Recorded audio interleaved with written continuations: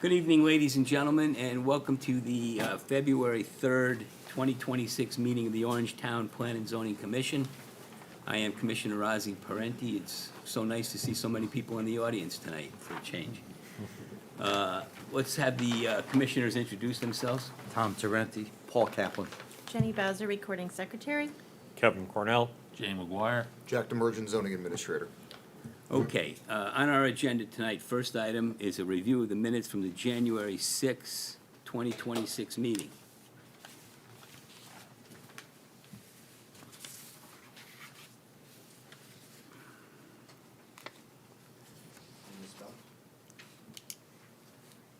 Nice guy. I have no changes to suggest, if anybody else does. I do All right, not. it's- Move to approve. You looking for a motion? Yes, I am. All right, move to approve the minutes of the January 6, 2026 meeting as submitted. Okay, do we have a second? Second. It's been seconded. All those in favor? Aye. Aye. Okay. Next item on our agenda is old business. Does anybody have anything they'd like to bring up under that topic? Jack, under your report, are you going to give us an update after the last meeting and Attorney Weaver's presentation? You were going to start looking into some stuff? We did. I can go into it a little bit. I don't know how deep I'm gonna go tonight. We did some calculation, but there's still a lot for us to kind of break down. Okay. We have some rough ideas, but ultimately it's gonna come to whether the board decides to take which road they decide to go. But I will go into it a little bit during my report. Okay, and while you are, putting together subsequent to this meeting, it would be helpful to me if there were some timelines on those decisions in more of a little, rather than trying to extract it from the PowerPoint, by, 2027, we need to Yeah. do this, by 2029, we need to do that, would be helpful. That's a good idea. Absolutely. I think kind of where we're at now is getting an inventory for what these priority development areas and other options that the new bill laid out would look like in Orange, and that's easier said than done. So I think Owen and I are still kind of taking, like I said, an inventory of commercial property, area that could be utilized to help the town, with housing, areas maybe that we aren't favorable towards housing on. But we will start putting that together. Okay, and as part of a timeline, understanding when the fiats are gonna start being issued from OPM and SCOG or CROG or Yeah, whatever. that's a very good question. I have no idea what time frame they're working under. I will reach out and try to get some answers there. Okay, because that sort of sets the framework for our decision. Absolutely. Okay. Anything else under old business? Okay, then how about under new business, item number 3? Okay. Number 4 is report of the zoning enforcement officer, Jack. Yeah, Kevin, just to go a little off of that, I was taking stock of total commercial acreage in Orange. Now, that includes commercial zoned property, local shopping center, business office park, any of our, commercial options that we have, not just C1 or C2. With undevelopable area, so I included wetlands and, steep slopes that can't be built on. It's tough for us to weed out those areas and come up with a number. I think we were going off of 800 acres was roughly 10% of Orange.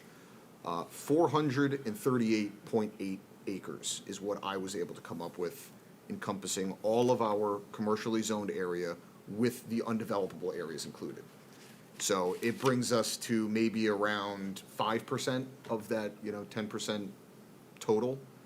But again, that's subject to change depending on us weeding out those areas. So Owen and I will continue to work on that. And then my last item is we did receive a proposed text amendment application for our PRD regulations.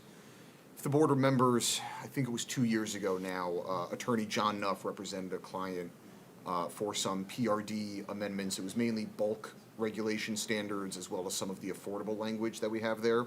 We do have another amendment in front of us that will most likely be heard in March. So just to put that on everybody's radar. All right, Other than that, I have nothing. okay. All right, then, we can move to our, the item on our agenda that has some meat on the bones. It's item number 5, it's a 8-24 municipal improvement referral, and it's the request by BL Companies on behalf of the Orange Board of Selectmen. And it's to review and provide recommendation regarding the Fred Wolf Park concept plan. So, just quickly, 8-24 is a reference to Connecticut General Statutes, which says in pertinent part, no municipal agency or legislative body shall locate, relocate, substantially improve, acquire land for, abandon, sell or lease any airport, park, playground, school, or other municipally owned property or public building until the proposal to take such action has been referred to the commission for a report. Commission referring to the Plan and Zoning Commission. And a report referring to, I don't know exactly, what, but what we've done in the past is, we vote on either a favorable report or an unfavorable report. And the effect of a favorable. Correct. No, Correct. and that's my next point. I mean, we're not here, we don't have the authority, and we're not here to approve the plan or not approve the plan, just to give our recommendation, what we see. And I think if we gave a negative report, then I think the vote to approve the plan at the Board of Selectmen is by 2/3 rather than a majority vote. But I'm not even positive of that, but. Oh, it triggers a different I, voting standard. that's my understanding. We'll check with Owen on that to be sure, but anyway, so I just want to make sure everybody is clear that, we're not approving or disapproving the plan. We're reviewing the plan and just giving our opinion as to whether we think it merits further, merits, approval or disapproval. Kevin, you got a question? Well, so with respect to being a planning and zoning board, we have those two functions. So with respect to zoning, it doesn't deal with any of that function of ours. So we're really operating in a planning capacity to give an advisory opinion report to groups that have spent 2 years, Right, uncounted meetings, yeah, and committees and subcommittees to distill down a plan that we really don't know that much that we about. just, that we got last week. Yeah, Okay. so, but that's the statute, that's, so, the Board of Selectmen can't move forward without this, sign off, this decision, the recommendation that we make. I believe the Board of Selectmen's representatives are here tonight to tell us what the plan is all about, and allow us to ask questions, and we're gonna allow comment from the public, because that's what we ordinarily do. And we'll make a decision, hopefully tonight. I think there's a time limit on making the decision. I think you have to make it within 35 days, or it's deemed to be approved. Positive referral, right? Yeah, so a positive referral, right. So then, let's get started. Is BL Companies here? If you would, come to the podium. Identify yourself and proceed. Yeah, you might want to do that. We're going to, we need 2 seconds just to get situated. I'm gonna be in the way. Yeah, I think you may want to take a seat next to Paul and Tom over there. All right. Oh, the big new chairs.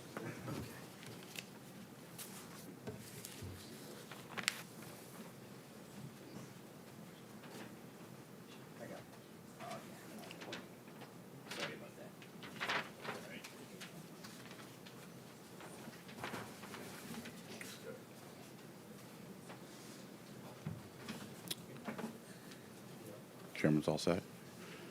Yes, You good? Yes. Okay, perfect. First of all, good evening to the residents and good evening, board. Thank you for having us tonight.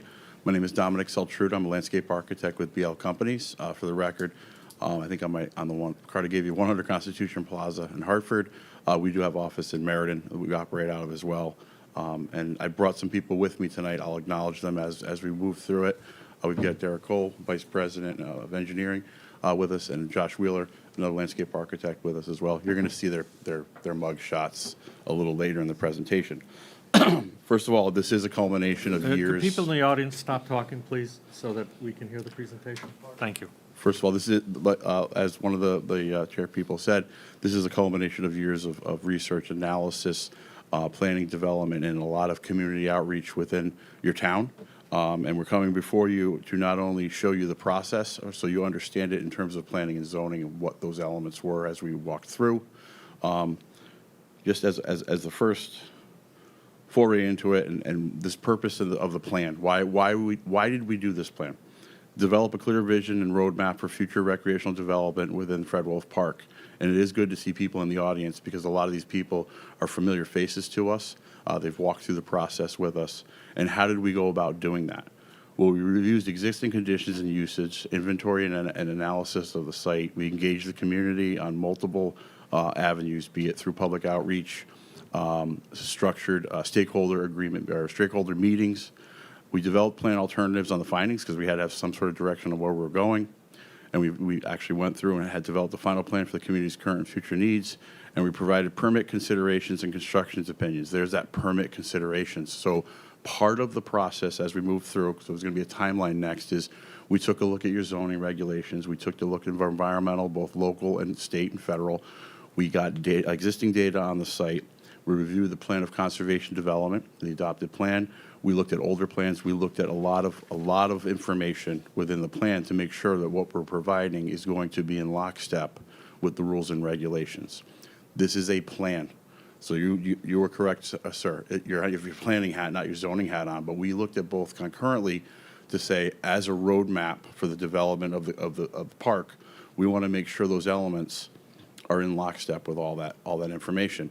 Furthermore, what we did is we put some guide rails in the plan because it is a roadmap, and we've discussed that with the community before. It's a vision of what can be, but there's guide rails in there, so there's some checks and balances. So this will not be a one-and-done endorsement or a recommendation or approval on your part. It is only the beginning. It's the concept of what could be. Each individual phase or step or construction within the plan, there is a recommendation by our consultancy that says it needs to come back to you. You have to look at each piece. So as it develops, it's weighed against the zoning regulations, which we all know change. It's weighed against planning and plan of conservation development, which also can change, but kind of stays steadier than the zoning documents sometimes.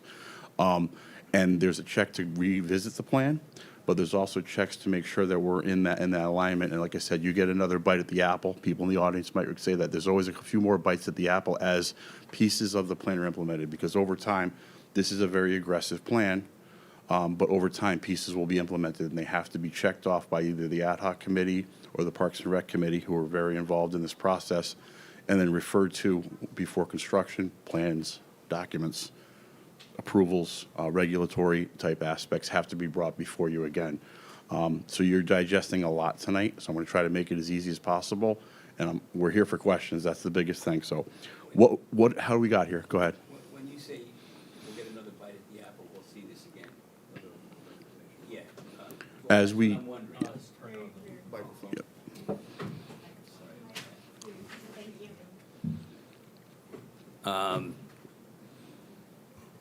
Are you talking about another 8-24 approval with respect to each phase? I would imagine you would have to look at the site plans that come in, because we are dealing with hydrology on site. We are dealing with built form. We are dealing with a lot of site appurtenances, construction, things along those lines. And there'll be a need to move that through the process in order to implement those pieces to make sure we're being, A, accountable to the environmental aspects, and B, accountable to the actual plan for recreational and development. So, I'm not sure That's why we're here. yeah, no, I mean, it'll ultimately require site plan approval, Correct, the project, correct. in each phase of the project. But will there be a separate 8-24,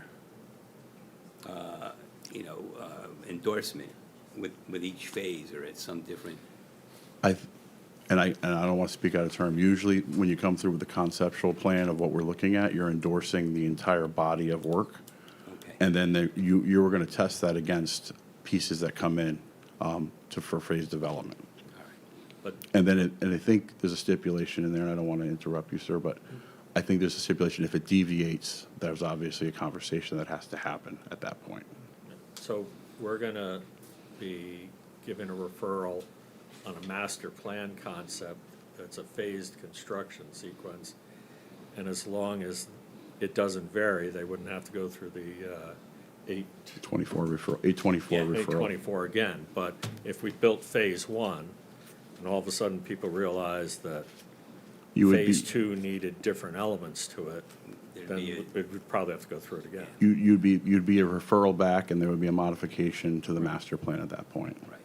And that's kind of one of those guardrails that wants to be built in for now, so we don't have something go in without referring back to the plan. But ultimately, we'll have site plan approval. with Right, now, already- but what- will you be, the infrastructure would also, to support the surface level improvements would also be phased, or just sequenced so that they can be added The on? recommendation that we made was some of the infrastructure has to be done in phase one, and I can show that a little later in the presentation. But it's kind of like building a house, you have to build the foundation first. There is a need for some of the other pieces, but some of that can be, the identifier is to balance, like the drain, as we develop a phase, to develop that drainage. Okay. And the infrastructure pieces. Some of it's already in place, and some of it needs to be modified. Okay. And at a master plan level, we're not getting down to the brass tacks. We're just saying this is the overall vision and understanding of what wants to happen. And then there'll be times to come back at that point. So we went through this phase. So how did we get here, just so you're all familiar? We started before this, but in November 2022, investigation started. You can see April 2023. We had a earlier cause and need for some safety items, if you're aware of the site, that had to be implemented on a short-term basis to solve parking, circulation, and safety and security to the actual site. We implemented our first community workshop in November of 2024. We started our focus group interviews. It's sometimes hard to get people even to get on a virtual meeting, so those took place and were completed in September 2025, but they were ongoing before that. A community survey, which consisted of a survey and a website and an email address for the project for people so we can solicit feedback and input on planning efforts. Public Workshop 2 happened. That was where we had some more preliminary, what do you want out there, what do you don't want out there, how is it developing? Public Workshop 3 was completed, and then we went through the draft plan, the final presentation on the workshop portions, and then the final plan went to the committee on November 10th of last year. It has subsequently gone to your selectmen. They were the ones that referred it back over to you, and then depending on how you operate in terms of your agreement or disagreement or recommendation, it will go back to the selectmen. One thing I thought, and some of the people that are at the selectmen meeting have seen some of these slides before, but I'm taking them at a different angle because of the body that I'm speaking to tonight, was to understand what we're doing on site. Looking at your POCD and certain aspects of the planning aspects for the entire town, understanding the approved documents through that POCD, we really started to understand the balance of the space. It is a park. You want preservation and activity in parks. There is open space associated with that park. And then we have a farmland aspect as well. So we tried to strike a balance and create a balance in the park. We don't want an over-programmed space, so we tried to balance out how these areas are going to affect the overall plan for the actual development of the park itself. So we start looking at hard areas, roads, built forms, organized play, fields, playscapes, and you can see we start to strike a balance where we can kind of balance that site between environmental factors, and we're doing that for other reasons as well. For drainage, we want to make sure as we start to implement this plan, we're very cognizant of all the environmental factors on site, especially in terms of the hydrology of site, making sure we can keep water and retain it on site, get it back into the soil. and retain it on site, which it currently does not. And then we want to also, in our hard areas and our organized play areas, we want to make them more safe and playable is the word that we use. And then in terms of the circulatory system, we want to balance that out to make sure that it's a safe environment, not only for children, but for anybody who's going to be a park user in the future. So that was one of those early steps that was taken to understand how we don't overprogram, but we balance environmental and the programming for the site. And by program, I mean the elements that can go in over time. So we look at functionality and identity of those areas. We look at environmental considerations that are on the site, and we know there's some. Terrain and natural features of what's out there, community needs, demographics, amenities that they, the wish list is the amenities, obviously. Passive and active features and multimodal access to to and within the site. We also looked at some of the historical aspects and cultural aspects to the site as well. And I can touch on that a little bit more. Actually, it's kind of, you can see one of the signs that we put out there, so we can kind of get some information out to the people on the site itself. So as of the third meeting, and then obviously with the endorsement from the committee, we have endorsed program elements. I think you're going to be more interested in the next slide, which is the endorsed park elements. But I'm going to go through them because it kind of paints a picture for you of the thought process and why we're doing this. First and foremost is it's town taking ownership of the park itself, making a concerted effort to own actually the scheduling, the maintenance, the security of that site. An increase in maintenance budget could be recommended because it is a bigger area. The environmental improvements, mitigation and enhancement, that's something you're going to be interested in. Whatever's done on site has to balance the environmental impacts and the impact on playability. So if you're going to be putting in a parking lot, we have to plan for the stormwater retainage on that parking lot. If we're going to be providing a roadway system or a new field, how is that affecting the environment? And sometimes if it doesn't affect that, we can look at wetland mitigation or enhancements to removal of invasives. They're all mentioned in the plan. So there's a balance between what we're building for active and passive recreation and playability, but also a balance for the site itself. I'm going to touch on some of these. If you have questions, I'm going to kind of skip around a little bit. Long-term review of improvements against the plan. We talked about that. Endorsement by the committee, approved by the selectmen. And then there's those bumpers or guardrails I talked about, making sure we're always referencing back to the plan, and it can make changes. And like we said, then it's going to come back to you as well. What's your first name? Dominic. Dominic, you mentioned in passing, does the town not own this property? They own it. We said ownership in terms of how it operates currently. Right now, the scheduling is done by different groups and activities. So scheduling, the overall maintenance, the documentation of what's being added in terms of any kind of maintenance or fertilizers or how things are cut should be handled by the town, especially if we're going to be undertaking the environmental portions of the site in terms of stormwater, making sure we're cooling it, making sure we're getting it back. Okay, but the land is owned by the town? The land is owned by the town. Including the entryways and exits and so forth? Currently, yes, I'm going to get into that in the plan. There's a small portion that is currently not owned by the town, but there are offshoots on your drawing, and I can show it when I bring the plan up, that they have already purchased some adjacent properties which go to the overall size of the parcel itself. So there's a couple of pieces that are not technically part of the actual park, the big piece, but they're adjacent or right up against the existing park. Then it gets into fees. I don't think you're concerned with that. Field designations, review of plan and predetermined basis for conformance and adjustment as the needs change. That kind of can be considered in tandem with a POCD review. So if things are changing in the POCD, it kind of gives you a short circuit to review the master plan, especially depending on how development is ongoing on the process. It all gets developed in 5 years. You might not need to do that, but there's a cost associated with developing that quickly. So the park itself, revision and make sure I'm on the same page. Revision and renovation of the current field layouts. They're tired. They need irrigation upgrades. They need some drainage or some undulation to the field to make the playability for the end users more safe and effective and efficient. Addition of additional fields, at least 1 to 3 long term. We call sport court area layouts. That was coming out of the information gathered by the community. We lump sport court all together. That could be basketball, it could be pickleball, tennis, undefined court areas that can go out into site. We identified cultural and historical zones where there's some information that can be given back. The graphic you see shows from left to right, north is to right a little bit. If for some reason the cornfields were overtaken by fields, we want a demonstration field out there to understand the history and the culture of farming in the community.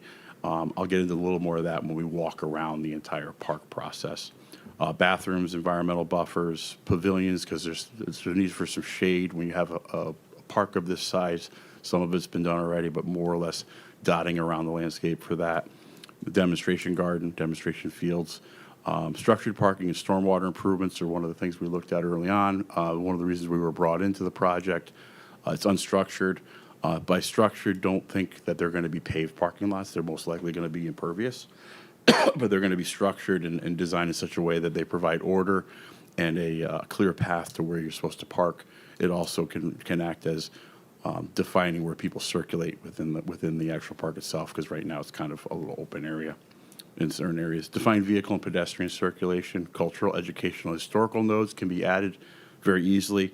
The site itself does tell a story in terms of its farming heritage, its wetlands, its old grove areas, the buffer zones, things along those lines. Dedicated entrance to Meeting House Lane is something we were trying to develop to try to balance access into the actual site itself. And that's where we're looking at working. We know the farmland adjacent to it. We would work with that and define that piece. Maintenance, storage, cultural facilities, things along those lines, pieces that we can add very easily to the plan. And then some health stuff, cardiac loop, and then possibly a synthetic field option. Something like that would definitely be coming back to you guys. So that's the type of thing when they're going to be doing a bigger review, you're going to see it again. And what that culminated is what was in your packets. I want to apologize. We did send along this presentation as well. I'm going to provide it afterwards. For those of you in the audience, the only difference between this one and the presentation we made to the selectmen is we put our faces at the end instead of the beginning, so you'll see it again because we do want to acknowledge the staff and the amount of hours that have gone into the project. So this is the community endorsed plan. I can walk you through it to orient yourself. North is to the right of your screen, and essentially you've got the two access points that occur today. One is in the center of the screen to the top. I can't do it on this program. And one is to the left. Existing fields are the first three on the top from right to left. We're going to basically expand the fourth field that's out there right now, so we don't. Dominic, I'm sorry to interrupt, I want to make sure I keep up. Yep. You're talking about the entranceway on Hollow Road? Correct. Hollow Road, and then yep, Oakview on the left. Oakview on the left. And then the new entrance we're defining on Meeting House is over on the right-hand side. So that's, and Hemlock, is Hemlock also an access point? Hemlock would be dead-ended in this design. Okay, and so the access point would be over at Meeting House? Correct. And I think that's called Peck currently. Peck runs into at the intersection. I don't think we have it defined because one of our recommendations is the roads inside the park will be defined as their own designated road designation. The rationale or reason behind that is currently the roads inside or the pathways inside the park do not conform to town roads. We would probably be coming back to you during the design to develop those roads in a park drive type of aspect so that there can be enforcement if people are not doing what they're supposed to do in terms of speeding and not utilizing the roads. They're not, sorry. Go ahead. They're not, in terms of the size of the road or the width, it's not going to be conforming with town specs? We planned it out that the size and the width, but we might have softer edges. We might invoke some low-impact design on the edges, utilization of non-curbed roads, so we can push the water into swales. And obviously, we want to make sure we can account for all the water that's on site. And the roads themselves may or may not be completely structured as paved per se. They might be some different elements. That wasn't worked out completely in the plan itself. Okay. So essentially, you gain a half a field on the top four. The one to the left is the smaller field currently. From right to left between the far left field and the second field is where that current roadway runs through. We remove that roadway, and all roads are forced to basically an outer loop, so to speak, around the site. That way, we can kind of cut down on conflicts between Yeah. pedestrians and vehicles. Cardiac loop. And then to the bottom of the screen, we defined a smaller area where the sport courts would be a little bit adjacent, trying to tuck them in. Obviously, the biggest, you can see where the playscape is at the top, and then structuring the parking, because what that does for us is we can condense the amount of, it's still a parking lot even if it's gravel, but we condense it down, we define it so people understand where they're parking. We were very successful with the help of the lacrosse people last year, where they did some minor paint striping on the ground, and people are creatures of habit, and they start lining themselves up based on that, so you can actually reduce that amount of space. But we still have to account for the water on the site. So there are areas built into this design for above-ground retention or detention, depending on how the design is laid out formally. I'll draw attention to the right-hand side, where that's going to be the last phase to be developed currently at our recommendation. Currently, there's a lease on those farm fields, working with the POCD. That can be taken either as farm, or if it goes away, we are going to convert some of that to natural meadow, never to be developed. Is that those are numbers 30s on your, Yes. it's all the way to the north? 29 and 30. Yep, And you said that's leased land? that's owned by the town. Oh, okay. I think there's a lease for farming of it right now. Oh, okay. So like right now, it's all dashed in on your plan, so it's for future development, if or when the town either requires it or needs it. We took a look at the active recreation and passive recreation elements. We bubbled to the top the primary uses people wanted. So some of the passive uses are, and we've already gotten feedback on, is some of the trail outlets may be adjusted. But we wanted some walking trails, possible outdoor classroom to talk about the environment or the different microenvironments on site. And then also, making sure we balanced out those uses with the active uses that are the sport courts and the fields themselves. The primary use currently is fields. Primary use, we want to balance it, but it'll be fields and probably outdoor recreational spaces of undefined. Another one of the recommendations is we've numbered all the fields, so they're going to be designated as number, and we designed them so that they're to the largest use that we have right now, which is women's lacrosse. But they can be used for anything and configured any different way. In the packets in the plan, we show one that there's no field lines on all fields, so it's just big areas of natural grass that would be out there to be used for whatever the community would like to do in those spaces. You'll notice that there is a separation between the upper, on your screen, the higher and the lower fields. We're keeping that. We did make some recommendations about some thinning. There's some invasives in there and some dead wood that can come out, but we tried to keep that alone. We also tried to make sure the buffers around the outside of the park itself took advantage of some areas where we have some adjacent properties. And then obviously the bottom left-hand side of your screen is more the naturalistic area. That's where we have wetlands. We did do some mapping of wetlands out on site itself to understand what our opportunities and constraints are. And then we also provided in the plan options for some grants that can be done so we can improve those areas as part of one of the phases. So as we're doing any improvements for the good of the recreational aspect, we want to make sure that it's balanced with an environmental aspect or historical aspect or cultural aspect. So when we thought about those nodes, maybe we put in a parking lot with the drainage, but then maybe we add into that phase plan historical placards about the site or about the farming industry or something along those lines. So we would let the town define how they want to handle that. We can provide suggestions. Excuse me. My mouth is dry tonight. So we took a stab at the phased approach for the project.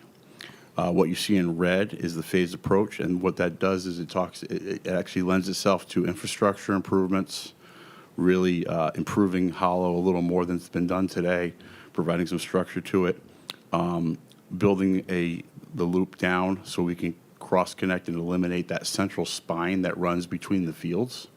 We identified that as a elevated safety risk, so we want to make sure we can circumnavigate that piece, and then also talk to them about obviously extending If we didn't extend utilities in one phase, we're going to provide conduits, things along those lines, so you don't have to go backwards within the plan. Phase 2 looks at that connection out to Meeting House and adjusting that portion of the plan.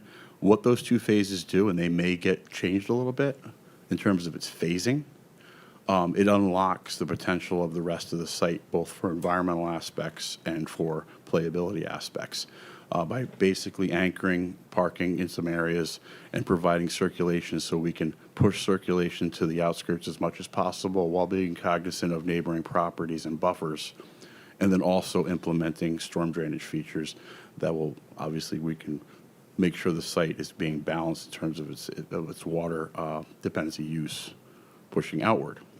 Phase 3 would be the field adjustments proper. I have to digress back one. We would develop that smaller field that's out there now into a bigger field so that we can start to take and phase through some of these fields offline in a structured fashion and do the improvements. Some of them don't need a lot. They just need some resurfacing and or regrading, but we don't want to adhere or dampen any of the existing activities on those portions. And then you move into phase 4. Phase 4 would be the lower area. There would be some environmental aspects to that, some drainage aspects, and then obviously your sport courts. And then we balance out phase 5 on either end of the document, kind of an area, phase 5 on the left-hand side of your screen or to the south of the site, where there could be some different options of what goes there. We did identify some additional parking, possibly a community-type building, either for performances or definitely maintenance aspects to that. But we made it robust enough so there's some redefinition that can happen when the site plans are developed. And then phase 5 on the north side of the site takes into account the existing farm fields, either conversion to an athletic or an active play, or conversion to meadow to the bottom of the page. That area is really close to a defined wetland, so we figured we could offset that. One thing I want to, go ahead. Dominic, if I'm looking at this, you're not constructing any restroom facilities till phase 2? Phase 1 has a restroom facility in it. Should be just to the southeast of either southeast, southwest of the parking, of the play structure. There is a restroom facility proposed in phase 1. Okay. And then it's good you brought that up because we recommend for the restroom facilities, there is a recommendation in the report. That facility will be probably the prime that could be done with some sort of a conventional type restroom type facility on the site. We wouldn't be running sewers out to it, so we would look at how we're going to do that. And then we also recommended using restroom facilities in a couple of other areas that would more be reliant on an organic type restroom facility that's utilized at state parks across the Northeast, where it's more tied into a composting type system. They're not your dad's composting systems. They're done a lot more efficiently. They use solar panels on the roofs of them to control odors with pipes and fans. And the long-term aspect of that is there's a service that provides, they come in once a month and they regrade it and pull out the fun stuff that goes into the system. But they've been very successful at parks, both in Connecticut, Rhode Island, and Massachusetts currently. So then you don't have to run a sewer system and a water line to those systems. What's the lighting plan for the place? Currently, the recommendation is it's open-ended. It's a park that's supposed to be dusk till dawn, so that there would probably be some low-level lighting that you'd want to provide, both for access and security. But our take on it was dusk till dawn. Any lighting would have to come back to you anyway.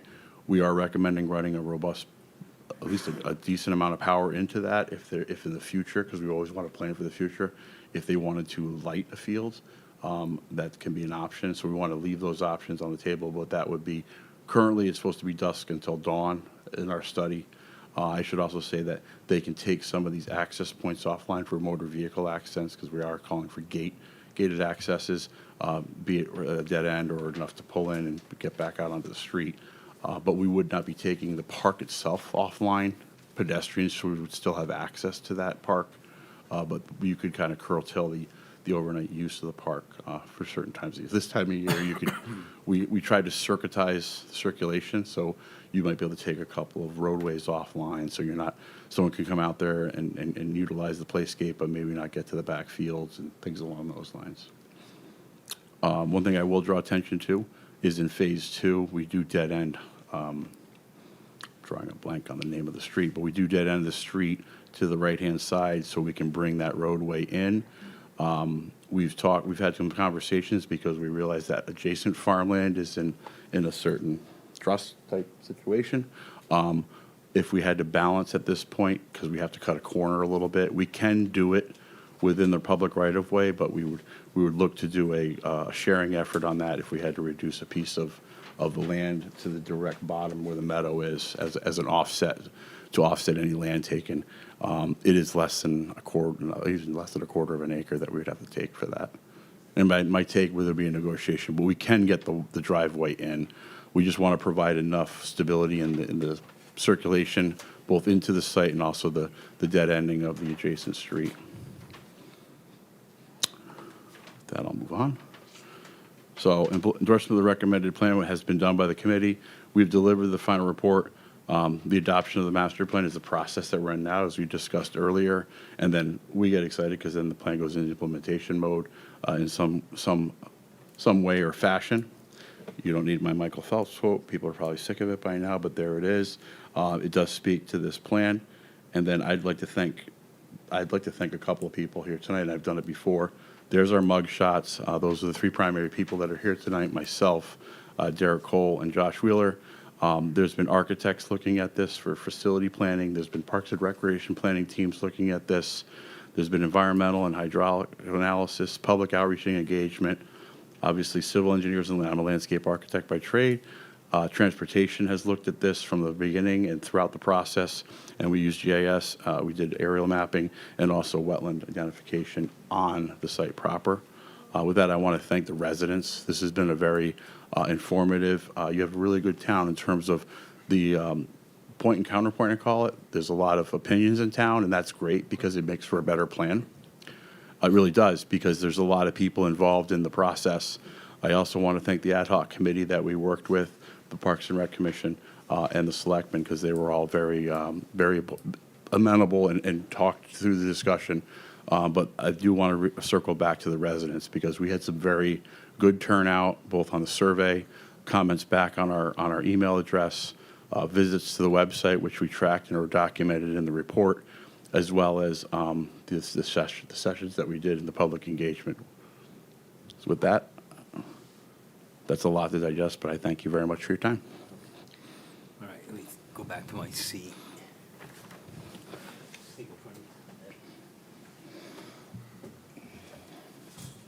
All right, do you have any questions for Dominic?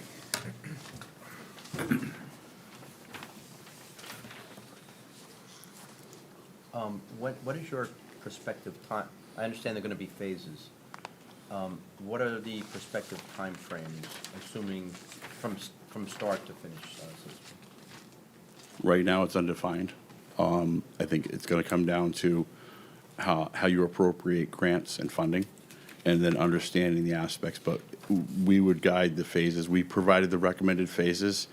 There could be sub-phases to those, but again, balancing those aspects we talked about, and then also understanding that some of the infrastructure improvements really have to get done or be planned for in those first couple of phases. I think everyone's wants phase one to start. I could be wrong, and I might only get 60% buy-in on it. We take a lot of stock in how we recommend, because we just recommend. But we think unlocking the potential of the entire site and making it safe for the users of the site currently and the future ones are the two key elements. And in order to do that, you could be looking at a 5 to 15-year timeframe. And again, it really comes down to funding, because there's some big numbers associated with depending on how you develop certain portions. It could be, there's prices in the plan. And then we do our pricing based off basically, the opinions we provide are based on designing it, like, all the roadways right now are 24 to 26 feet wide on the plan, if you measure them. Do they have to go in at that size? Things along those lines. So we planned for the worst-case scenario. Obviously, other things can happen. You can start lighting a field, the numbers go up. Okay, thank you very much. No problem. Anybody?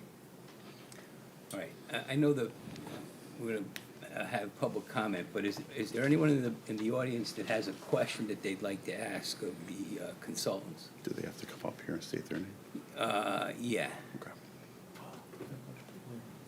yes. If you would, come up to the podium Absolutely. and introduce yourself Sure. and ask your question. And your address. Good, how are you? Good to see you. Good evening. My name is Scott Richards. I live on 662 Peck Lane, which is the part that's going to be dead-ended at Hemlock on the little corner. We obviously have some major concerns, but we've been to all the meetings, and I think we're past that point now. We kind of just looking for a little more information. So my question to you, Dominic, was, on Phase 2, where they are going to be dead-ending that road and going into Meeting House, is Peck, the part of Peck still gonna be existent? Is the road gonna be on the left side? Like, how does that work? Is Peck gonna dead end, or is my driveway gonna be in the park's entrance now? I can answer it. Thank you. Thank you. Again, it's a 10,000-foot view. We've utilized the majority of Peck Lane, and in terms of it, Peck is still going to exist. The dead end occurs adjacent to Peck Lane. To answer your question, the way it's designed now, and we would think during Phase 1 or Phase 2, there'd be more in-depth conversations with you, the homeowner, on what you would like to see. Currently, under the current configuration, we could bring you right out to Peck Lane. Peck Lane would become the through road. It's a paper road through the site right now, and it would become the park entrance on that aspect. We can work with, again, 10,000-foot view. There can be adjustments made where you can be dumped out Thank to you. the side street as well.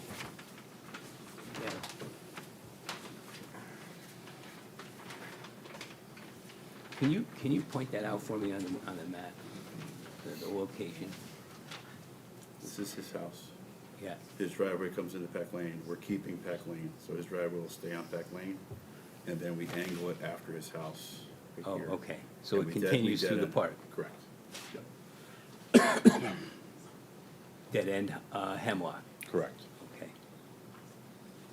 All right, good. Okay. Anybody else with questions?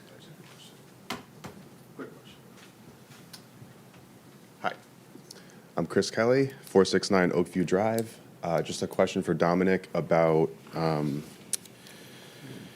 the slide in the presentation called, on the top it says committee endorsed program, and it's the fifth bullet down about his recommendation to convert the internal park roads to town roads. Does that include the existing entrances on Hollow Road and Oakview Drive? Our recommendation would be to make all the roads into some sort of town-accepted road for the issue of safety and security. And like I said, working through the standards, we've kept them wide enough and adaptable, but there'll have to be some probably zoning board of approval input on those. In terms of making them into something, definitely the circulation path and the entrances would speak to that, so there could be some improvements done and some obviously some modifications for safety and security. It's shown in the plan. We do call out for adjustments to both in the written plan, not on this plan because they're off, both of the existing entrances to put in a splitter island in the middle of each of those to kind of direct traffic correctly, and then I can't say slows traffic. I'm not a traffic engineer, so I don't want to speak out of turn, and my boss is sitting in the audience shaking his head. So we want to make sure that we adapt it, but the answer is yes. So when you say town road, you mean built to town standards, but the access points are going to be gate controlled and open and close dusk and dawn?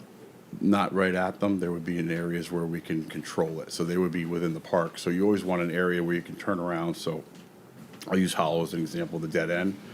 that one could be taken on or offline. And by town standards, we know we're going to have to adapt town standards in the park setting.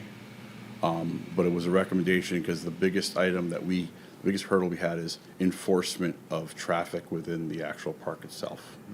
Because right now, your police department has stated to us, they can't do anything inside the actual park because they're not town roads. They can't enforce traffic, but if there was a problem on a town facility, they Correct. would respond.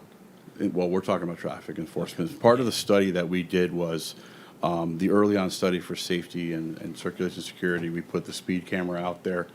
We didn't document a lot of fast speeds in terms of the road use level, but we did document some fast speeds watching people move through the site, especially before we put the concrete blocks that you might be familiar with out there, where we start to structure those entrances.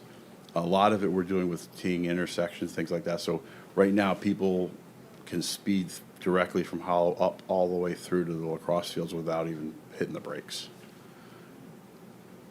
Okay. It's okay. So are there plans to put either cameras or softening, I don't know what they call it, traffic, people have a very nice way of saying, it. Traffic calming, yes, I'm already going to sleep. Bumps and so forth. By design right now, there are no, that can be something that can be brought in for cameras and security. We recommend, obviously, the layout of the roadways. We're going to more stopped intersections, T intersections. We're moving, like, basically right now, if you walk in to the soccer field parking lot, before we put the concrete in, All right. it's like open field on where you're actually driving. So trying to structure the driving patterns, which will in turn structure the people to kind of manipulate themselves along those roadways. But at current time, no.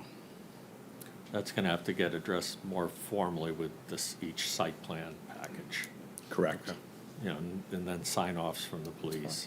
Will we have some leverage there to get additional security if we feel like on a site plan? Never have before. Well, Okay. So that goes under that utility infrastructure, and that can be addressed as, we're gonna be looking at, as we develop roads, we're gonna be putting in conduit chases for other information, and that's something that can be addressed there. There are multiple levels I'm not a security expert, but there's different levels that we've seen in parks where it can be closed-circuited, all the way down to just utilization of wireless trail cams. So there's a definite way to watch sites. We don't get into that in terms of this, because that's gonna be something that has to go before your selectmen in terms of if they wanna camera the site. Okay. imagine they'll have the police department's input. Yes. I would hope so. Okay. So you're still envisioning, as each phase comes in, that to create those plans, the committees and town departments will create the program elements that show up in that particular phase and are fully engineered and agreed on. We would imagine if you take on, like, let's see, I'll use phase one as an example, because it's what we're calling phase one.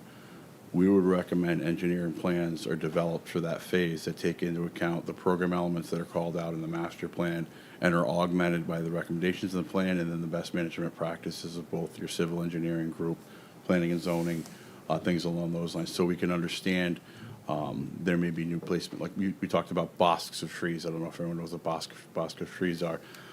You may require that we have, if it's a roadway, we're gonna have a certain amount of trees are on that roadway. We might, since it's a park setting, we might push back and say, if you have one every 40 feet, can we do a bosk of 3, and then have an open area? Obviously, with ball fields and play fields, you want to kind of have shade, but you want to provide a decent access. So it's a little bit of a different animal when you're designing a true town road and you're drawing a road through a park.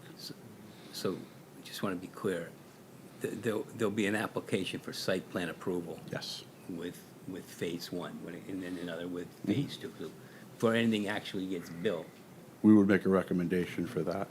okay. So we'll be able to look at it, and we'll Copy. be able to decide whether the parking's adequate. We'll be able to decide whether there's, the improvements are adequately buffered from the neighbors. Hi. Good evening. I'm Derek Cole, Vice President of Engineering for BL Companies. I'm also a licensed professional engineer. Dominic does a great job. I usually just come up and put an exclamation point of where we are in the process and kind of some of the questions that you were alluding to. This is very much a planning document. We've only performed, I'll say, conceptual design to lay out the overall master plan. Again, conceptual, the computer graphics look great in our visualizations, but for those of us that have been around for a while, this is really like a napkin sketch in terms of the level of detail. There is a full, thorough design process that needs to be undertaken for each and every phase of the project, going out and performing land surveying, picking up topographic information, boundary information, additional environmental studies, maybe some traffic data and so forth. And then we get into design, and we typically go through a multi-tiered design phase for each one of those phases as well, about a 30% level, 60, 70%, which we then go apply for any permits, both at a local, state, and federal level as well. So we get all regulatory approvals, and then we would progress to about 100% level, which at that point, we can then go out for bidding for construction documents and ultimately have this constructed. So there is a very detailed and thorough process that takes place post-master plan, and the public engagement and outreach continues all along the way. And then as we're getting into details of traffic calming, signage, specific individual property concerns, we can really work at a more micro level and granular level to build in those elements and address individual concerns. So just wanted to put an exclamation point on that of where we are and the process that will ensue down the road. And I would say that this plan is exactly that, a plan and a roadmap or a framework, and it needs to be dynamic. If the town is fortunate enough to get a grant for a particular aspect, and let's say an infrastructure grant becomes available, it may align with one of those early phases.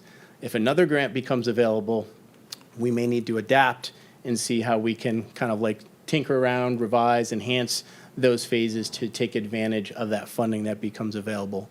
But Dominic's absolutely right. This is a fairly long process given the type and number of improvements, and will certainly be done over a multiple year period. Typically on one of those phases, we're designing for probably about a 12 to a 15-month period to go through that process on each individual phase. So, Okay, so hopefully that helps. that does. Okay. Any other questions? Yes, sir. Just a quick follow-up. Yeah. I just was concerned that you'd mentioned that you're gonna meet with the homeowners beforehand, that process for phase two. Would that be with the firm of your company? Oh, yeah, you Sorry gotta about be that. at, sorry about that, you gotta be at the microphone. Again, I apologize about that. Meeting with the homeowners, which would be my family, is that would be with your company or with the town itself? Because I'm sure you could see why I'd be concerned. You know, we've been living there for over 10 years now, and they're, you know, my kids ride their bikes and walk on the street, and we get probably 20, 25 cars by our house a day. It's a really quiet area. It's one of the main reasons we purchased the home, and we love it.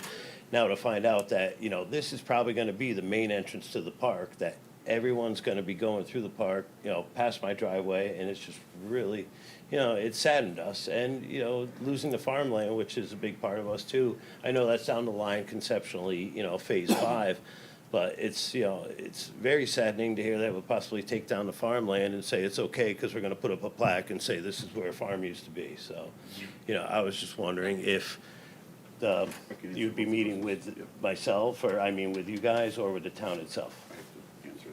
Thank you. No worries. We're only under contract for the planning process. Obviously, the town can use a bunch of different avenues to solicit the design. It would definitely be part of the design process to meet with homeowners. Also, within that, there's obviously, when we're designing, if it comes back to site plan, there'll be notifications given out. But I would say even before that, especially for phase 2, and maybe even phase 1, depending, there'll be outreach for that engagement, specifically to homeowners and buffered homeowners, to walk through that process. And again, I'm gonna go back and circle back to something Derek said. The phases are granular, the aspects of the plan in terms of future development. That's why it's called future possible development on there.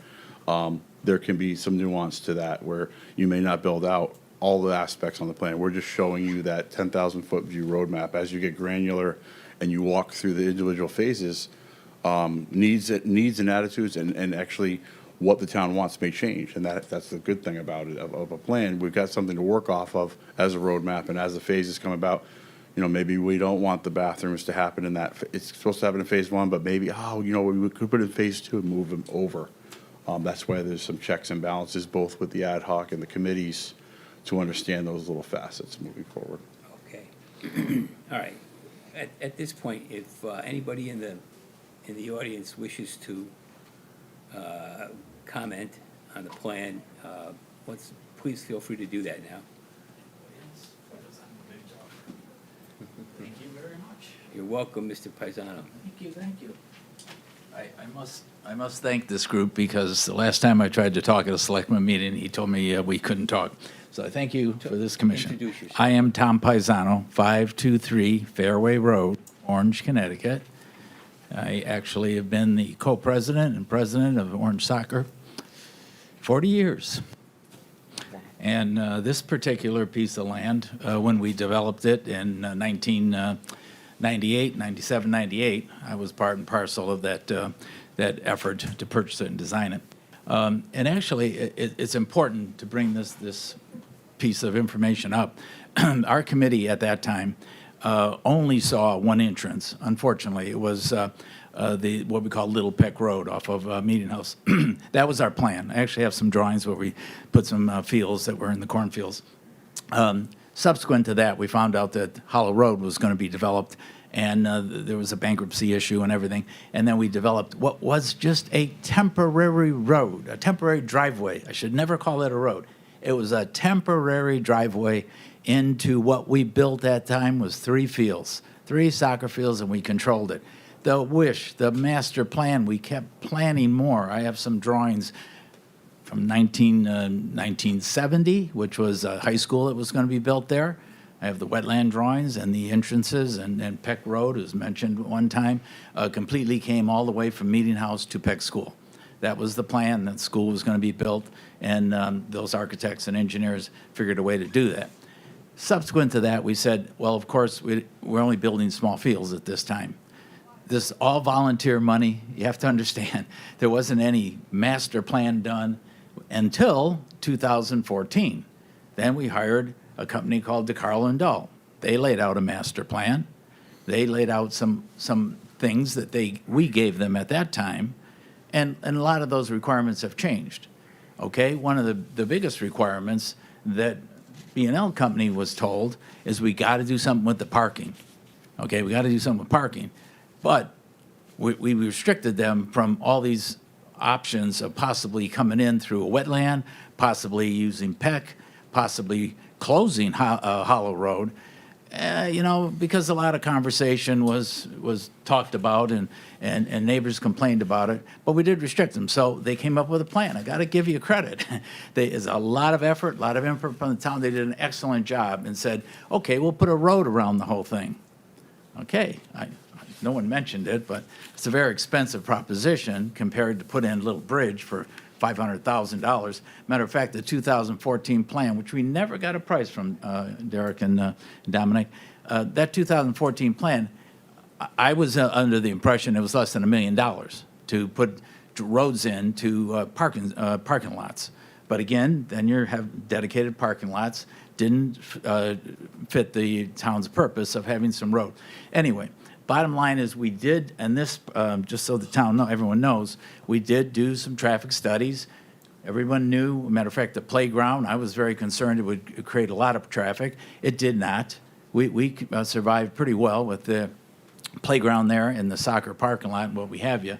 But what we didn't study, guys, and I've been mentioning this at every meeting, I run a soccer association where your Bumblebee from years ago, Kevin, played with me. We still run that, and we have 250 kids that I don't want to see playing behind Mariel Tracy. We're outgrew that program. We want to move it to Fred Wolf Park. I know you've got 6 or 7 fields. We cannot have 250 cars coming in and out, at least 100 and some per hour through Hollow Road or Oakview. You know, you have to have a separate entrance for that. We haven't discussed that. It wasn't part of a traffic study. I got it, okay? But it is a need. I'm 76 years old, guys. I started this 25 years ago at Fred Wolf Park, and we built some soccer fields, donated money for lacrosse fields, planted grass. I know how to maintain fields, and unfortunately, the only criticism I give Dominic and Derek is you overstepped your boundaries a little bit because you came in and told us how to run our programs. We do things differently in this town because the volunteers are so necessary. Our Park and Rec department did not tell you they will take over these programs. They're not interested in it. The town selectmen said we don't have the supervision to do that. So if we just build 10 or 8 fields, and again, when you guys first came here, you said you'd design a park and tell us that where we could put things. But I think you overstepped your boundaries there, and now you're telling us exactly where we're going to play what sports, and that it's going to be shared by all. None of you, I don't think anyone in this room has ever maintained soccer fields or lawns as I have personally done for 25 years at Fred Wolf Park, and have personally worked with this Park and Rec that we have to deal with.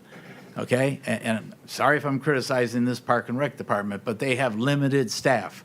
So we have to work with what we have. Orange Soccer Association spends $17,000 just on the soccer fields, okay? And on a yearly basis, it's somewhere 10 to 12,000. The point is, we need that volunteerism.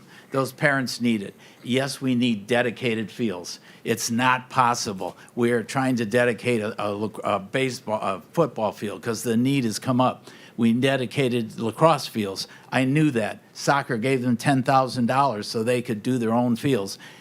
You can't just say we're going to build 7 fields and someone else is going to tell you who's going to play on what day. We didn't, Dominic, we never talked about the logistics. You have to have a club. You have to go to meetings. You have to schedule those fields. It can't be scheduled. The Park and Rec department, who's not here, I wish they were here to respond to me.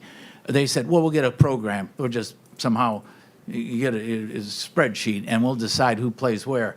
It's not like that, folks. You have to have dedicated fields. Those 1,000 kids that come, because our in-house program is only 250 to 300. There's another 300 kids that play just travel field to people from out of town. So this has got to be thought out a little bit more than just throwing the baby out with the bathwater and saying we're just going to do this. And you got to be able to realistically do this.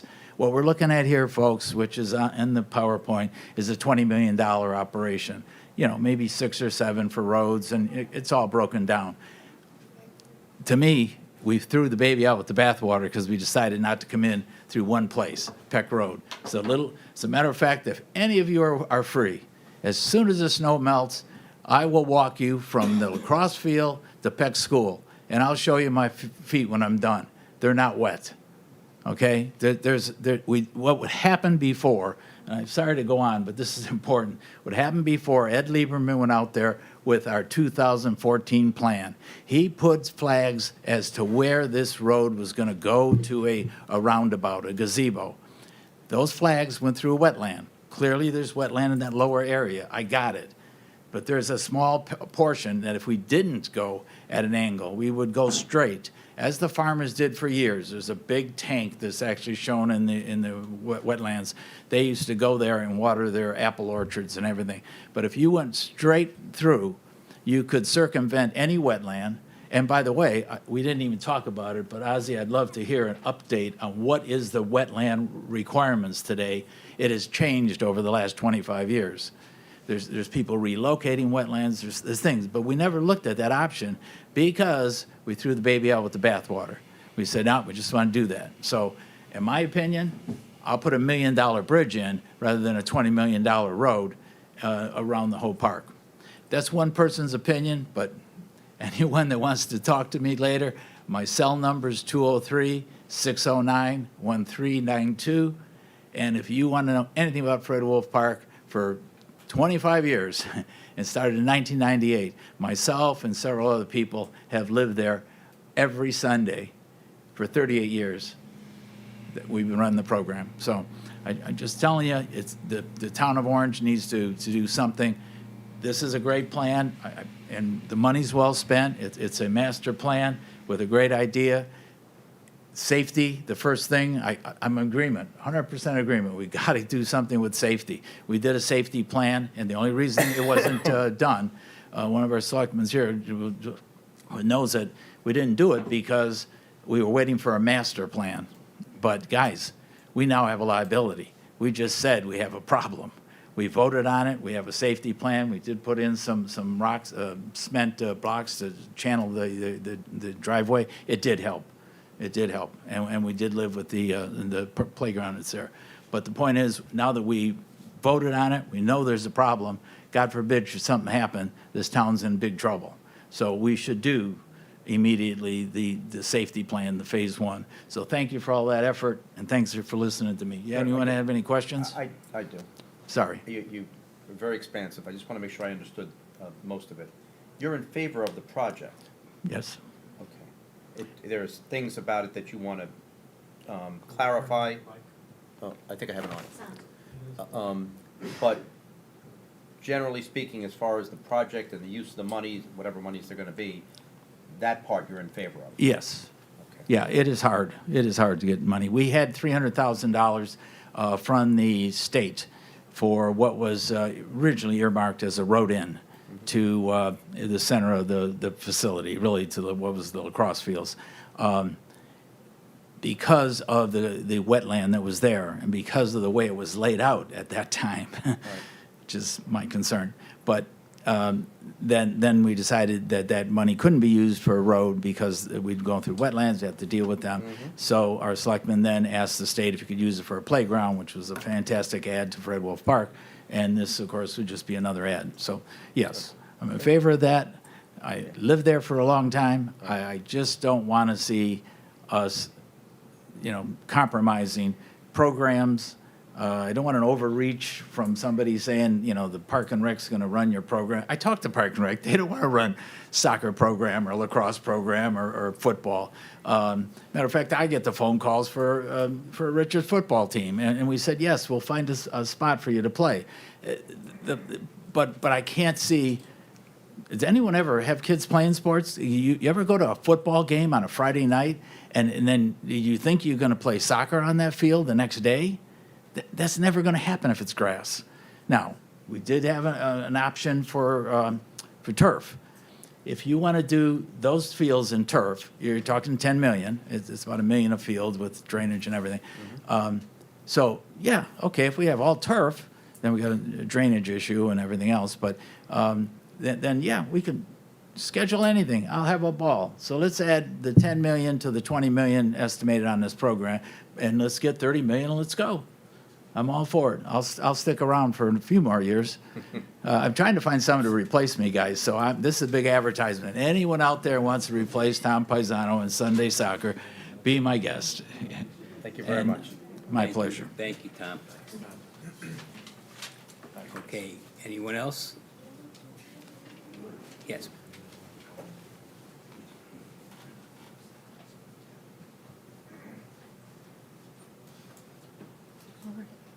Eleni Haskos, 469 Oakview Drive. I just want to say my property currently abuts the Oakview entrance. I'm to the east of the entrance. And I just want to start by saying that I do support park improvements. Parks are for, the community to be enjoyed. And I do appreciate the time and effort that you guys have put in trying to get as many opinions as you can.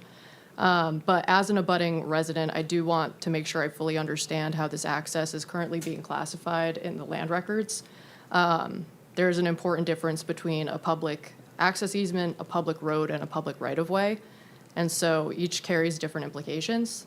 My concern is that if it does become a public road or a public right-of-way, then that would reduce my ability to create a reasonable separation with like fences or any kind of landscape management. And so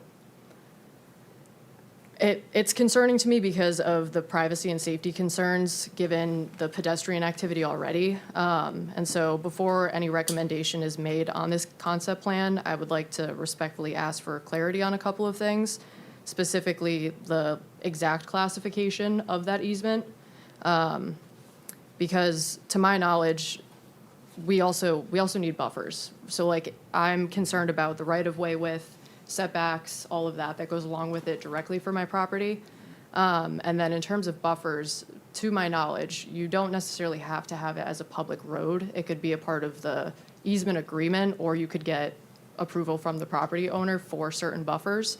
And so I just would want to mitigate that and make sure that we actually know why that's being used, because I don't want a lot to impede on my actual property itself, through pedestrian use. I mentioned that earlier. I mean, when it comes time for site plan approval, that's one of the things we, as commissioners of planning and zoning, routinely ask for, is when someone wants to, do, what have we had it? On numerous Yeah. occasions for larger structures on. Larger additions. We've asked for, Buffers, noise augmented- attenuation, light pollution, Yeah. things like augmented that. sort of buffer, so there will be an I'm not saying, we'll do it, but I'm saying that there will be an opportunity to discuss it. That's understandable. Phase one, Yeah. the I mean, time will come for right, it. Yeah. right. I just wanted to put it on the radar And generally. and I think So- we'll be able to answer one of your questions, I put it to Dominic before, as to whether or not they own or lease. I wanted to know if they own the property. And I'm not sure it affects your ability to use the property, because whether it's owned by the town or they have an easement over it, I don't think you can use it necessarily. Even if you were the owner and you gave away an easement, which is a right to use, you'd have to look at the document. But I do want to clarify as to who owns that strip. Yeah. Okay. Okay. Believe after that was put in, that is owned by the town. Okay. It is not a access easement, it is a continuous piece from the Yeah. The that's what I thought. park parcel. access off of Oakville. Off of Oakview, yes, Yeah. that property is owned by the town, it is not an easement. Okay.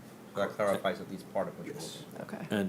And I asked the question, but I'm not sure that I understood the answer. Is there going to be access gate control to keep, the dusk dawn hours? People talked about a gate. Somebody but gonna close the road when the sun goes down, That's the right? question. Yeah. But those are like sort of the site plan questions, because we're sort of being asked to look at this document. Perhaps these are the wrong words to use. This is a sales brochure. We have to get to the design specifications to understand the actual impacts at the level you're gonna have to live with. We don't have those now. We have an idea rendered into a nice presentation. Yeah, so your questions may not be fully answered until a later part of what occurs. But they're good questions. Oh, and yeah. Things that we need to pay attention to. Right. The buffering At has the right always been time. very important to us. Lighting, as Kevin said, he had a litany of things that we Yeah. usually look at. And a couple notes I made, cameras and security, Yes, and, a gate on Oakview to enforce the, dawn to dusk. right, but that's not for now. That's for the police department to give advice to us when we're considering a site plan, at some later point. All right. Well, Okay. thank you, guys. All right, thank you. Thank you. Okay, anyone else? Mitch? Oh.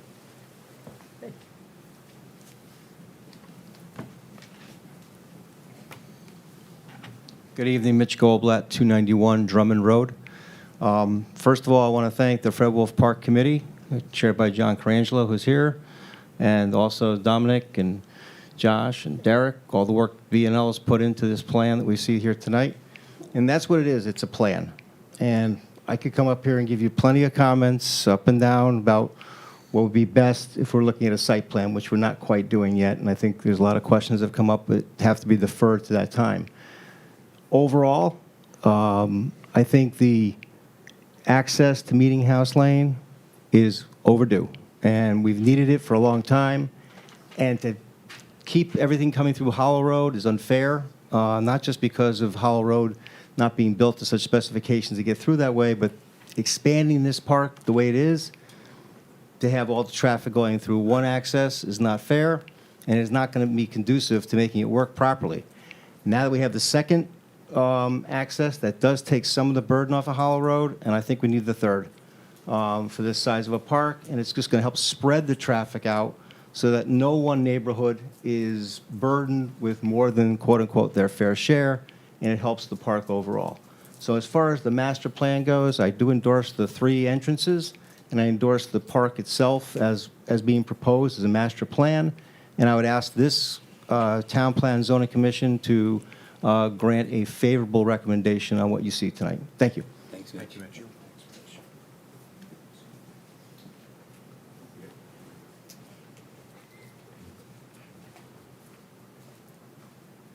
Oh, hey there, everybody. Hello.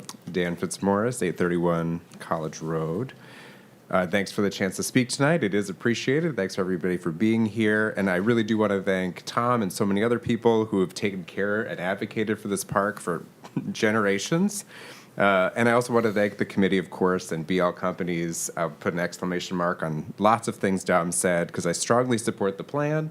I've got a young lacrosse player at home, so I could answer any questions you have about visiting that park several days a week and the challenges, you face just getting in and parking.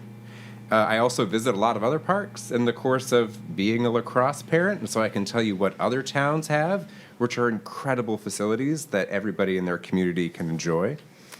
But I did want to say 3 things from this committee's perspective. I think the proposed town road that loops around the park is a very smart idea. It is unsafe right now to have your kids playing and enjoying the different features around the park. It would be unsafe for an adult to cross around the different features. And I do think that separation between vehicles and recreation areas is going to make it so much safer. It makes it better for first responders and the police, as has been noted. Second, I do want to highlight that I've read the Plan of Conservation and Development. My favorite part is at the end with the survey questions. There was a survey question in there where you asked which community facilities and programming would you most support public spending for? And the top response was improvements to existing parks and open spaces, which is exactly what you're looking at in this master plan, improving the existing fields, adding a couple of extra things so that the park is a little bit better to use for all ages, not just kids who play soccer, lacrosse, and maybe someday football. And then lastly, I do want to highlight most of the park remains open space and woodlands. While a lot of those areas, as I've appreciated learning, have invasive species in them, they are native habitats for all kinds of critters and plant life. I appreciate that the plan stewards those lands properly and takes care of them, which is, I think, consistent with the history and culture of our town. So I think this is the kind of project that generations of folks in our town have already enjoyed and will enjoy in the future should we take care of it. So thanks for your thoughtful review, and as we've learned, ongoing support for the project. Okay, thank you. Thank you. Don't want to play the next slide. All right, anyone else?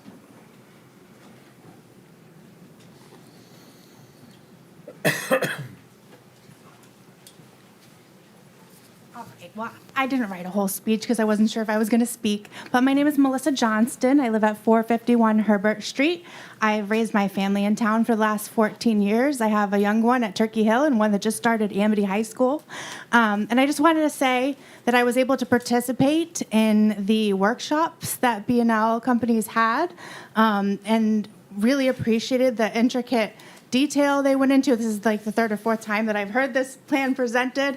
But now I bought into the vision of the park and what it could be for our town and all our kids and all not only all our kids, but also the adults as well, to embrace the outdoors in a world that's increasingly digital.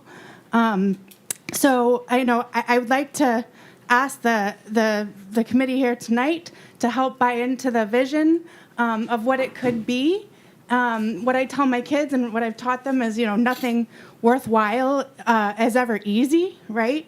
So I don't expect that it'll be easy, but we can commit to the vision and see it through. So I really look forward to seeing this as a shining star for our town. And I thank B&L Companies, I thank the Fred Wolf Park Committee for all your due diligence and all your time and effort into making this master plan a reality. So thank you. Thank you.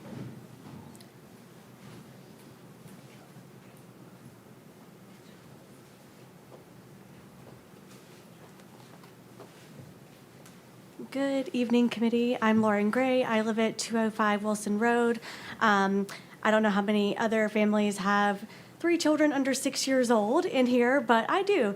And we happen to go to the park every single week in the summer. My kids love going to Fred Wolf Park. They love the playground. It really is great for my kids. I would love to request a canopy or something, because if you go in August, you are getting hot and sunburned out there, but that's for a different day. I really want to thank the committee here for having this open discussion. Thank you for putting this plan together. I've also seen it a couple of times now. It gets better every time. Thank you to the Board of Selectmen for their feedback and voting to move this forward. I don't see it as a sales brochure. I really see it as an opportunity for our town. I think there's so many different generations that can enjoy the park. There's so many things that we can see in this plan that can improve our town for the better. I just asked and was reminded, the last master plan was in 2013, and that was 13 years ago. And I really don't want to see this go that way as well. I really don't want to see this take another 13, 15, 20 years to even get started or come to completion. This is a real opportunity for us. Having an almost 6-year-old, a 4-year-old, and a 2-year-old, we also go to a lot of other parks. And this could really make our town special, bring in businesses, bring in visitors. This could really be a shining beacon for us. I know there's a lot of input and questions that are very valid about parking, security, roads, and all of that, but I think we do have a lot of opinions in this town, but I do think we can all come together to really make this the best thing that it can be for Orange. And I really hope the committee and the commission here votes to move this forward.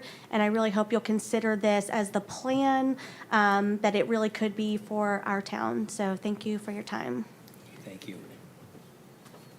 I have a couple of letters that were submitted. Maybe I could read those now. Sure. I was going to say read them into the record, but there's no record. Right.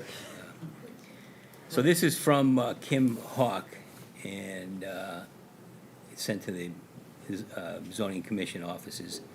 Hi, Jack. Unfortunately, we will not be able to attend the Fred Wolf Park meeting tomorrow night, but we wanted to express our ongoing concerns with the traffic and speeding in the Ridge Hollow area. Over the past 5 or so years, my husband has attended many town meetings, including one with the Traffic Commission at the Police Department, to voice our concerns about the rate of speed people turn off of Ridge Road and down Hollow. During this time, ideas have been proposed, but nothing has come to fruition. We are thankful for the speed bumps that were installed. However, they do not stop cars from accelerating going down the road. The speed was a problem before the playground was built, but as the amount of sporting events and families visiting the park increased, the problem has become worse. On multiple occasions, we have seen cars parked in the road due to car parts in the road due to the rate of speed. We want to state that we are not opposed to the expansion, as we have an elementary age child who could benefit from these amenities, but we are very concerned about this ongoing issue. We appreciate your time and attention to this matter. Kim and Don Hawk. And one other letter from Jamie Dool to the zoning enforcement officer. Hello. I am unable to attend the meeting tonight, but wanted to email my thoughts briefly. We are a younger family who is new to town with children Being new, I was surprised to learn that a new playground was only recently installed for the children of Orange. That said, I strongly support continued upgrades to Fred Wolf Park and would love to be able to enjoy what our town has to offer rather than traveling to other parks, which we often find ourselves doing now. It would be wonderful if the park could include an actual restroom, accessible roads, and fields that are truly usable. I also love the idea of adding pickleball and basketball courts, as they would provide a safe and fun space for additional recreation for families and community members of all ages. This would ensure that we spend more time in our town than traveling to other towns and would add value that everyone would appreciate. Thank you, Jamie. All right, do we have anything else from the audience? Yeah.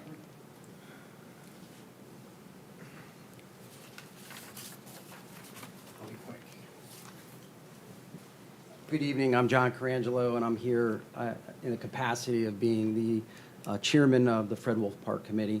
First and foremost, I want to thank each and every one of you for being here this evening. It's not an easy task to undergo being a volunteer and doing all these things for this town that we love so much. I want to thank BNL. You guys have been amazing. I want to thank the residents, and more importantly, I want to thank the committee itself. We've been doing this for well over 2.5 years. We've had a lot of good input from the public.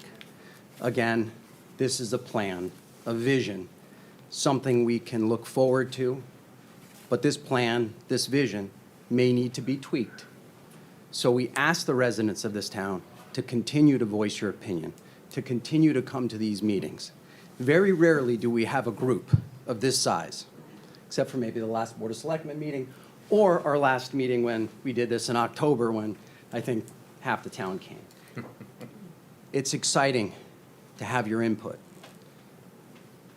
We're not perfect, but with your help, we can make this a perfect park for all of us.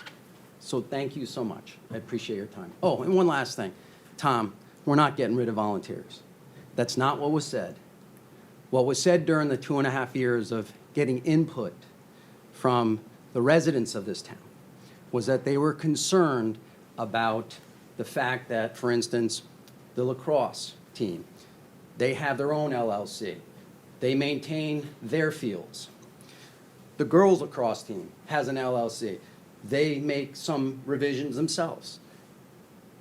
The Orange Soccer Association has their own. That's great. They do wonderful jobs for their kids, without a doubt. My kids were part of it. What the residents of this town raised to our engineers was that there's a concern that we need to have uniformity. We need to be able to have scheduling, not replacing volunteers. No one is ever going to replace volunteers in this town. That's what makes our town so great. So I just wanted to clarify that. Thank you all. Okay, thank you, John. Okay, anyone else? All right, then I think that's all very helpful comment. I mean, I think the direction is clear to me on what we need to do at this point. Any further comments from the commissioners? Well, you know, it's clearly always been a town amenity as long as we've been here. And through the work of volunteers like Tom and others, it has been something we could enjoy. But this is, even though it's going to happen incrementally, just implementing phase one, and getting bathrooms and safe parking and reasonable circulation and traffic control, you know, is a great step forward. Yeah. You know, but all, you know, change has impact that is unfortunately not shared evenly across the entire population. You know, if I live 2 miles away, I don't have to absorb the impact. But the impact that the neighborhood on Orchard, what was it? Oakview. Oakview has had to put up with And, for 25 and years. Peck. Yeah, well, and now, Peck, yeah. Well, you know, that, spreading it out's gotta help. that just tells me that we're gonna have to do the best we can to make, The buffers. you know, to make it as, Right. as, you know, as good as possible, Right. you know. But it is definitely a project worthy of a town like this. I agree. All right, is any further comment? Jay, Tom? All right, then, I'll consider a motion. Is it a formal motion that we make? Well, it's a Oh. motion for a, Okay, you know, a uh, positive referral. I assume that okay. we're all on the same page with that. I certainly am. I'll make a motion that we approve or make a positive referral for an 824 municipal improvement referral requested by BL Companies on behalf of the Orange Board of Selectmen, which is to review and provide recommendation regarding the Fred Wolf Park concept plan. All right, we have a motion, Second. and it's been seconded, asking for that we give a positive referral to the Board of Selectmen. It's been, let's see, it's been, we have the motion, it's been seconded, all those in favor? Aye. Aye, okay. That's it. Go get the money. Yeah. Show me the money. All right, so that concludes our agenda. Oh, okay, good. Move to adjourn. We have a motion to adjourn. It's been seconded. All those in favor? Aye. Aye. Tom Tarenti, Commissioner.